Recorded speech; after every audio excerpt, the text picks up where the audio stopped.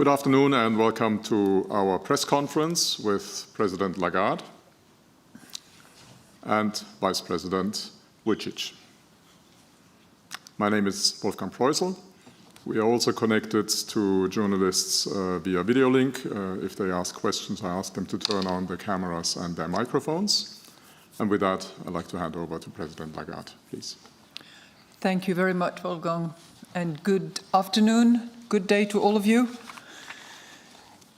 The Vice President and I welcome you to our press conference. The Governing Council today decided to keep the three key ECB interest rates unchanged. The outlook for energy prices, while highly volatile, currently stand close to the baseline of the June Eurosystem staff projections and well above the levels recorded prior to the conflict in the Middle East. Uncertainty remains high, and the full inflationary impact of the energy shock has yet to play out. We are therefore closely monitoring the intensity and duration of the shock, as well as its indirect and second-round effects. We are committed to setting monetary policy to ensure that inflation stabilizes at our 2% target in the medium term. With today's decision, we remain well positioned to navigate the uncertainty caused by the conflict. We will follow a data-dependent and meeting-by-meeting approach to determining the appropriate monetary policy stance. In particular, our interest rate decisions will be based on our assessment of the inflation outlook and the risks surrounding it in light of the incoming economic and financial data, as well as the dynamics of underlying inflation and the strength of monetary policy transmission. We are not pre-committing to a particular rate path. The decisions taken today are set out in a press release available on our website. I will now outline in more detail how we see the economy and inflation developing, and will then explain our assessment of financial and monetary conditions. Looking at the economic activity, recent inflation points to some improvement in economic activity in the second quarter, even though the conflict in the Middle East remained a headwind. Surveys suggest that activity in the services sector has partly recovered after weakening markedly in the immediate aftermath of the energy shock. Digital services have been robust, in part owing to the increasing contribution from AI-related activity. Manufacturing has continued to hold up, supported by firms building up stocks to guard against supply chain risks, as well as by higher defense spending. Unemployment stood at 6.2% in May. At the same time, job postings have continued to decline, and both firms and households expect the labor market to remain weaker than before the conflict. Forward-looking indicators suggest that economic growth will remain modest in the near term, weighed down by the energy shock and related uncertainties. Yet the fundamental drivers of medium-term growth remain intact. Private consumption, investment in new digital technologies, government spending on defense and infrastructure, and some recovery in exports should all contribute to overall growth momentum. The Governing Council reiterates its call for urgent action to strengthen the euro area economy while maintaining sound public finances. Simplifying and harmonizing rules across the EU's single market, accelerating the energy transition and completing the savings and investments union are key building blocks. Fiscal responses to the energy shock should be temporary, targeted, and tailored. The positive vote in the European Parliament earlier this month was a significant milestone on the path to establishing the digital euro. We welcome the shared objective of the Parliament, the European Union Council, and the Commission of reaching agreement by the end of this year on the single currency package. The digital euro will complement physical cash with its digital equivalent, providing a means of payment for any digital transaction throughout the euro area. Let me now turn to inflation. So inflation declined to 2.8% in June from 3.2% in May. Energy price inflation declined to 8.5% after 10.8% in May, while food price inflation fell from 1.9% to 1.5%. Inflation excluding energy and food eased to 2.4% from 2.6% in May, with goods inflation decreasing from 0.9% to 0.7%, and services inflation from 3.5% to 3.2%. The energy shock continues to feed into higher prices. It is becoming more expensive for firms to source inputs, and they therefore expect to put up their selling prices. While developments in underlying inflation have remained contained, the full effect of the energy shock have yet to play out. The ECB's wage tracker and surveys on wage expectations continue to indicate moderate wage growth over the coming quarters. Rising labor productivity has also helped contain growth in unit labor costs. Inflation expectations over shorter horizons remain at elevated levels. Most measures of longer-term inflation expectations stand at around 2%, supporting the stabilization of inflation around target in the medium term. While energy price inflation declined in June, its rise since the start of the conflict and its impact on food, goods and services price inflation is likely to keep inflation well above target into the first half of 2027. Inflation should then decline as energy prices are expected to fall and other prices should rise more slowly. However, the conflict remains a major source of uncertainty. We are therefore closely monitoring the size and persistence of the energy price increase and how it feeds through to price and wage setting, inflation expectations, and the overall economic dynamics. The risks to the growth outlook are to the downside. While the Memorandum of Understanding agreed between the United States and Iran in June constituted a first attempt to resolve the conflict, recent weeks have brought renewed setbacks, and the geopolitical situation remains fragile. Renewed disruption of energy supplies could increase energy prices further and for longer than currently expected. This would weigh on real incomes, spending, and investment. A worsening of global financial market sentiment or a tighter supply of credit could dampen demand.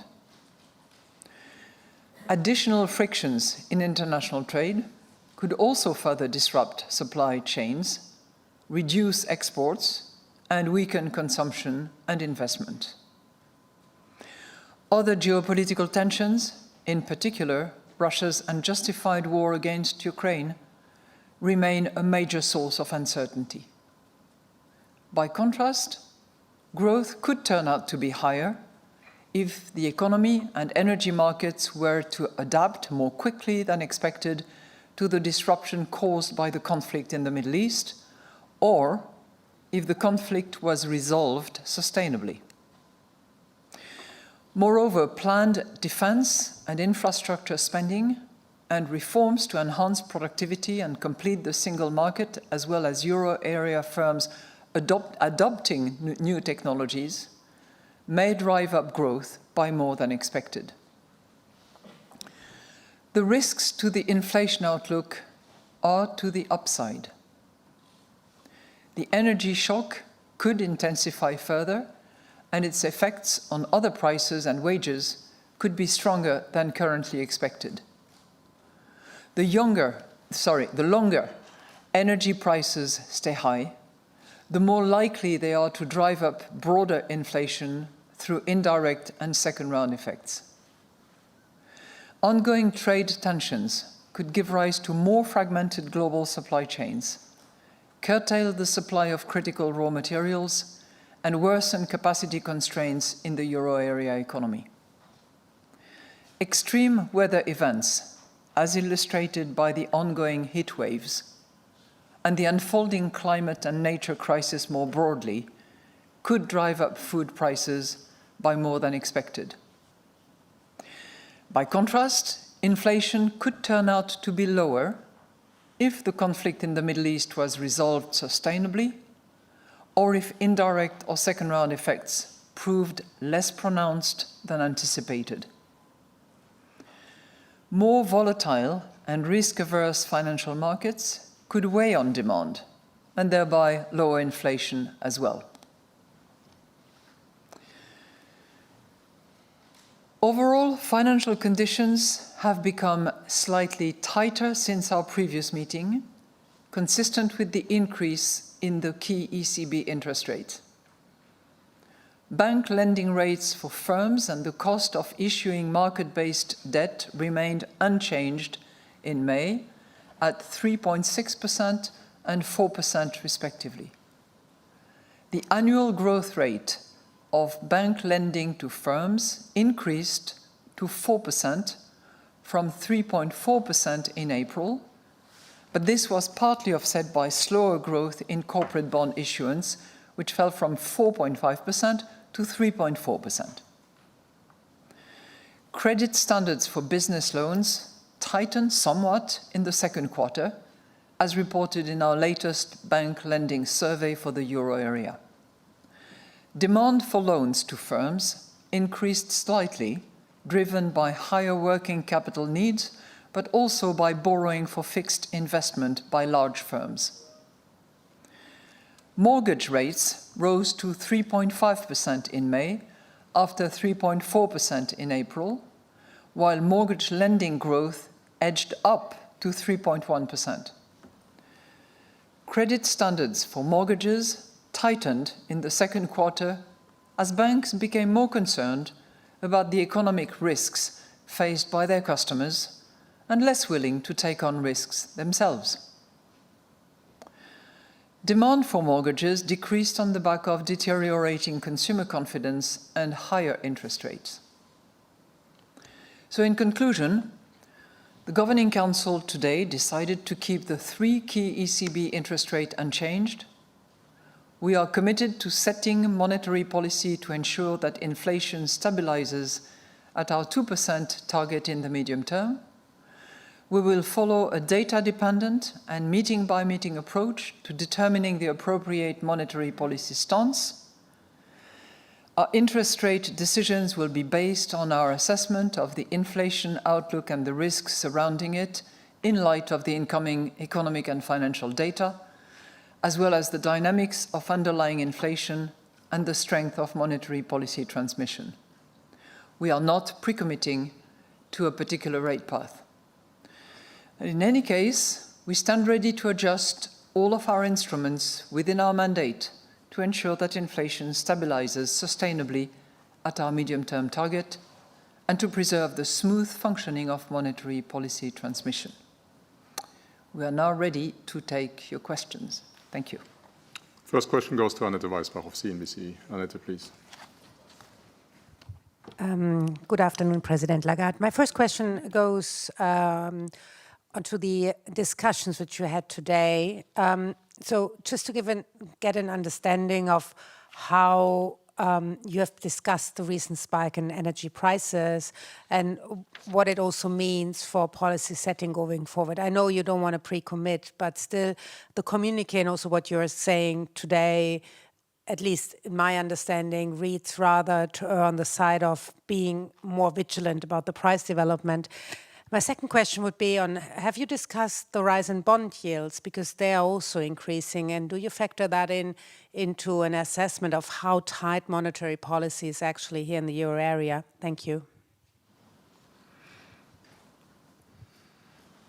Thank you very much for your two questions.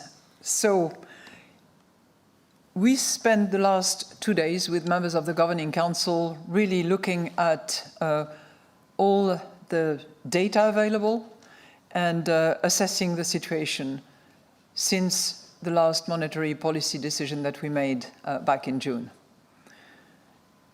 And I'm saying back in June because there's a lot of back to the baseline in the situation that we are facing at the moment. So the analysis that we conducted, fed by staff work analysis, really looked into what has happened since June and what policy decision should we make as a result. So since our decision in June, we have had some relatively benign development. You look at inflation, which came out much lower than anticipated, 2.8 versus 3.2, difference relative to our anticipation. You look at economic activity, taking out Ireland, it's a relatively good progression, 0.3. And then, of course, the Memorandum of Understanding, which preceded a ceasefire, which led to significant decrease in at least crude oil prices, probably faster than we had anticipated. But that was the first part of that period of time.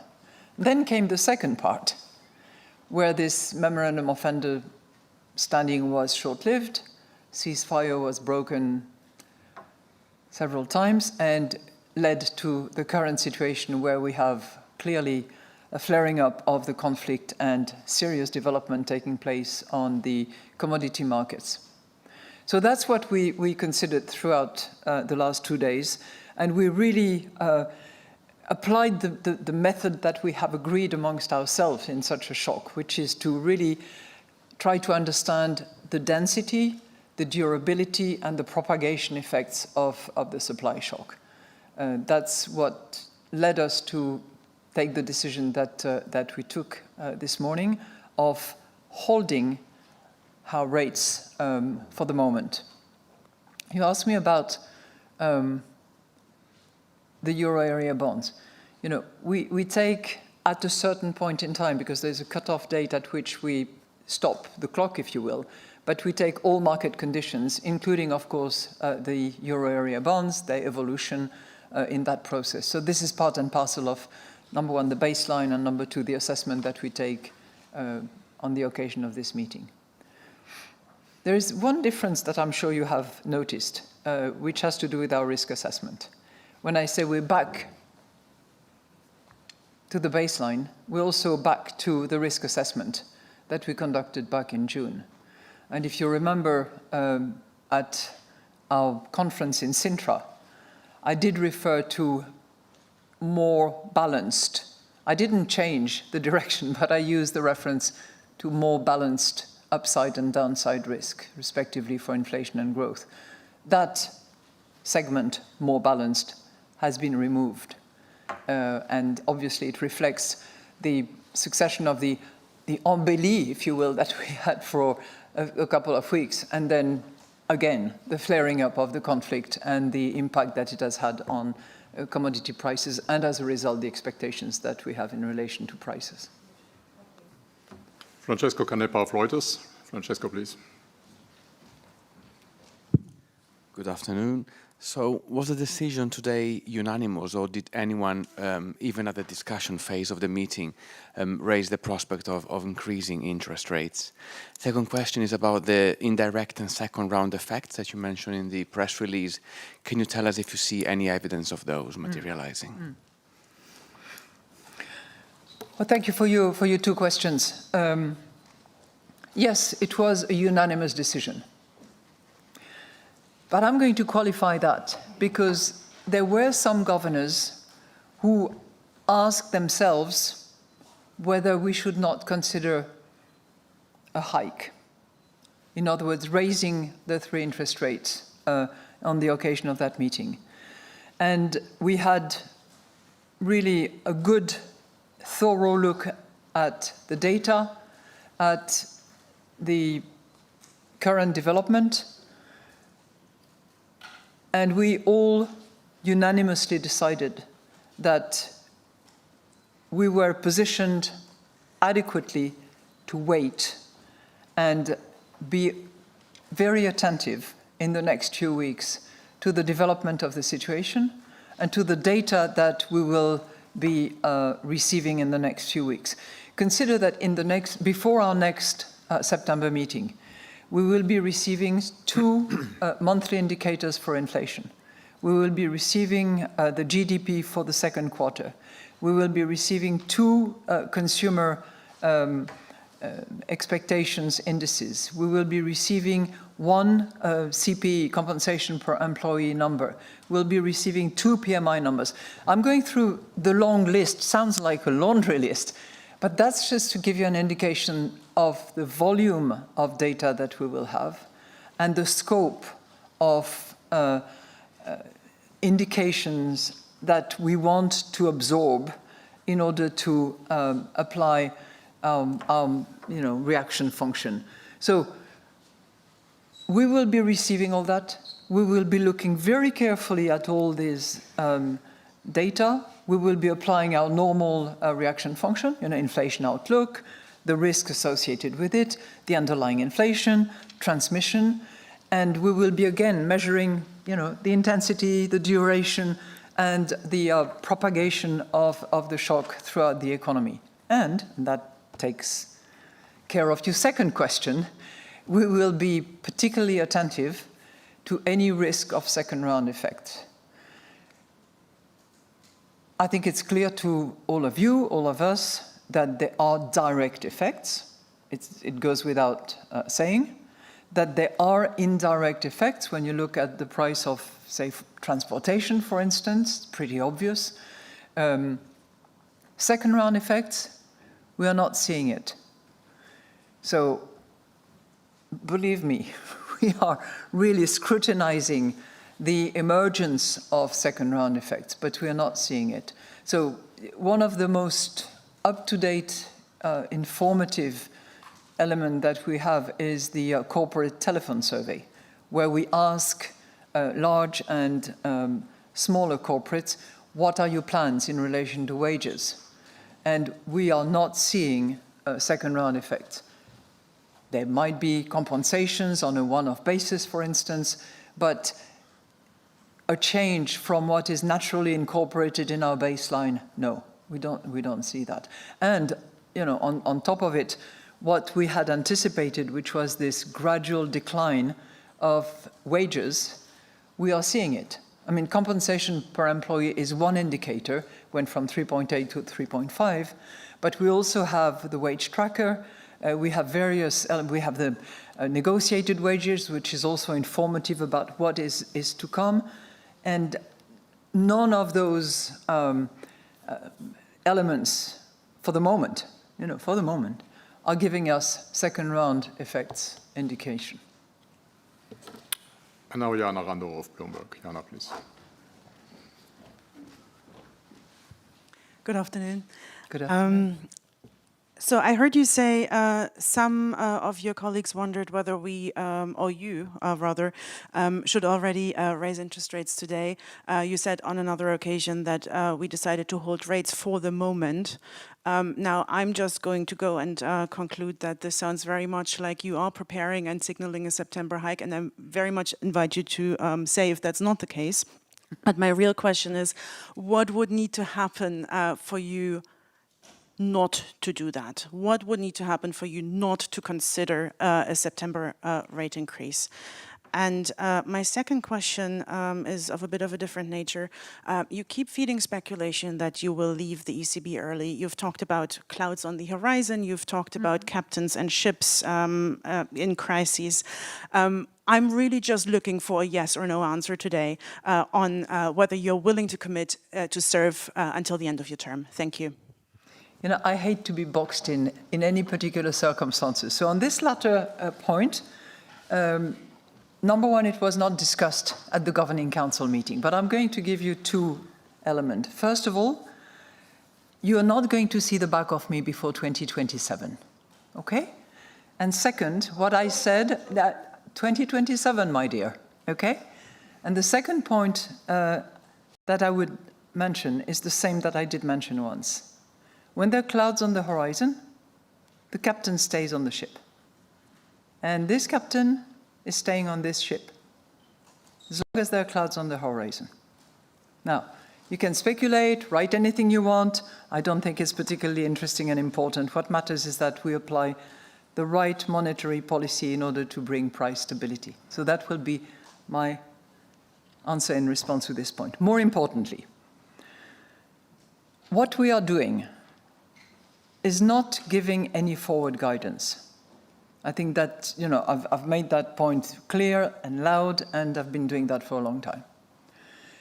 On the other hand, we are giving framework guidance. So analysts, you all appreciate how we assess the situation, what elements we take into account. And it's a combination of the three-prong approach, which is underlying inflation. I'll cut it short because you know it inside out as I do. Underlying inflation, transmission. But we also, and I think I've made that very clear in I think it was the ECB Watcher speech, I gave clear indication of how we assess the situation in case of an energy shock of that nature, whether it's short-lived, whether it's longer term, whether it's high and long. And I think that all of that stands. Okay, so we do that. We also, and particularly in light of the most recent variation of and volatility of prices, we also take a view on the duration, the intensity, and the propagation of the shock. And it's really on the basis of all those parameters that we make decisions on a meeting-by-meeting basis. As I've said, we back to the baseline. That stands. We are going to continue to receive all these components and all this data in the weeks to come, and then we will make our decision in September. Thank you. And the next question goes to, sorry, I have a blank, Olaf Storbeck from the Financial Times. Sorry, Olaf, over to you. Thanks for taking my questions. My first question is regarding the current today's situation in the Red Sea. Did you discuss that in the Governing Council meeting and what it might mean for the overall assessment if now a second key supply line might be disrupted? And my second question is, actually I only have one question today. This is a bit of a change. So, we have seen multiple developments. As I said earlier, in the last 6 weeks, we've seen improvement, positive expectations, significant reduction of prices, followed by negative breakthrough, significantly increased prices.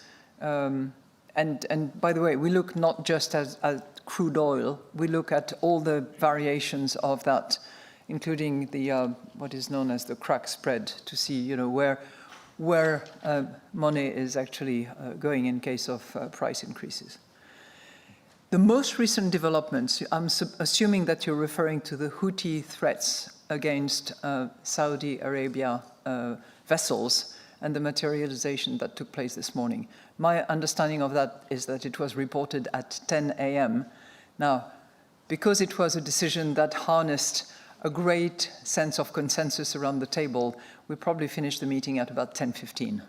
So I'm not sure that that particular element that took place this morning, which is alarming, which is clearly going to have an impact and is having an impact. We can see that on the price of Brent as it evolves almost by the hour. But that was not in and of itself taken into consideration during the decision that we took this morning. That does not say that we are oblivious to energy shock that last, that possibly amplify, and that certainly have repercussions. And so we are very attentive to that.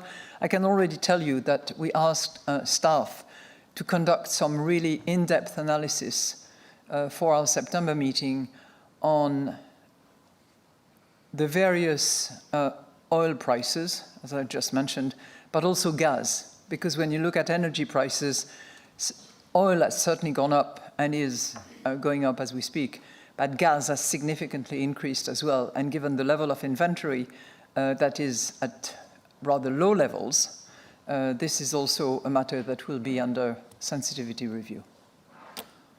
In addition to the scenario work that we do given the magnitude of changes that are taking place. Next question goes to Stefan Reckius of Handelsblatt. Stefan, please. Thank you and good afternoon. I'm trying to poke a bit more on, what's been discussed on potential hikes. Given that there was some sort of push for a back-to-back front-loading type of hiking today.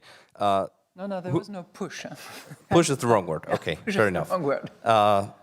Who has the burden of proof going into September? Is it on those arguing for a hike, or is it on those arguing against a hike? And my second question is on the minimum reserve requirement. Did you have any discussion about raising it, and or will it be open for discussion in the next month? Thanks. So my answers will be rather short. The burden of proof is on data. As simple as that. On the minimum reserve requirement, it was not discussed on the occasion of this Governing Council, which doesn't mean to say that it will not be discussed. It will. Next question goes to Andres Stumpf of Expansion. Andres, please. It will, as it has been, by the way. This is not something that is, Thank you. I would like some clarification on the alternative scenarios. Given that you are willing to give some framework guidance, is there a point at which the mild scenario is no longer a possibility, even if the conflict ends? And could that point be reached in between today and the September meeting? And a second question, if I may. How are you planning to balance the agility of the central bank with avoiding sudden shifts in direction? Because 2 weeks ago, we had a completely different situation, and that could have needed a completely different monetary policy decisions, right? Thank you. Your first question deals with the sustainability of the mild scenario, right? Or the likelihood of materialization.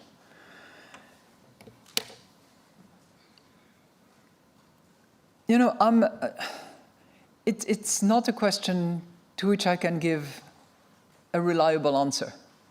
Why do I say that? Not because I cannot think, or the staff cannot help us think along those lines. But we have seen so abrupt changes occurring in a matter of days, not just in terms of the level of the conflict, but also the consequences in terms of energy prices. Remember how fast energy prices went down after the announcement of the Memorandum of Understanding. Now, once burned, twice shy, it could well be that another announcement of such Memorandum of Understanding will not have the similar impact, because there is rising uncertainty, and it applies across the board. But still, the situation can reverse so fast that it's difficult to, either affirm or challenge the possible materialization of this mild scenario. As we stand now today, it looks quite unlikely. Let's face it. But taking a view on the likelihood of materialization is another story, because of the uncertainty that we have. And that's precisely the reason why it is helpful to have the scenarios and to test our recommendations and our stance against all scenarios, and to have a range of assessment. I'm not sure exactly what you meant about our agility, but what I can assure you of is that staff at the ECB is working flat out to absorb all the data almost as they come and to make sure that while sticking to principles of cutoff dates, of the reaction function that we apply, they are still capable of absorbing all developments. And that's really a factor of the agility that we try to demonstrate. We've done that in the past, and we will continue to do so. Thank you. Next question goes to Santi Pignoli of Market News International. Santi, please. Good afternoon. My question is, with all these developments that change quickly, I think it's particularly important that markets understand this framework guidance. Do you think that they fully understand the guidance framework and the reaction function? And I'm not asking if they are pricing right, but do they understand what you are saying in a moment where things can change so quickly? And is there a way to improve that understanding? Thank you. Well, thank you very much, because this is a question that we asked ourselves as well. And our assessment on the basis of the transmission and the almost immediate transmission, the tightening that we have observed on markets, our understanding is that our reaction function is very well understood by markets. The fact that it has been well articulated, that it's concise, its expression, that it can be understood, I hope, by all, but certainly by markets, I think is a factor of stability in this very, very uncertain landscape in which we are trying to navigate. So I really think that it is well understood. And, you know, analysts, markets, you have access to a similar range of data as we do and as they are published. So the integrity of the data is important. The immediate assessment of such data and taking on board of such data is important as well, but the reaction function is something that is very stable. Next question goes to Elena Satova of the Bulgarian news agency BTA. Elena, Thank you please. for having me. Speaking of inflation, one of the countries with high inflation in the recent months is Bulgaria. How do you access this data? And I have a second question that's somehow interconnected. How do you assess the outlooks for Eurozone enlargement, given the signal that are coming from Hungary? Thank you.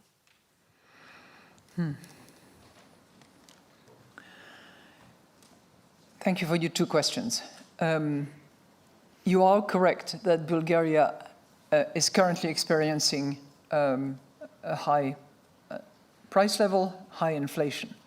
And that may have to do with the fact that some prices that had been kept on hold for a period of time have found their way into the markets.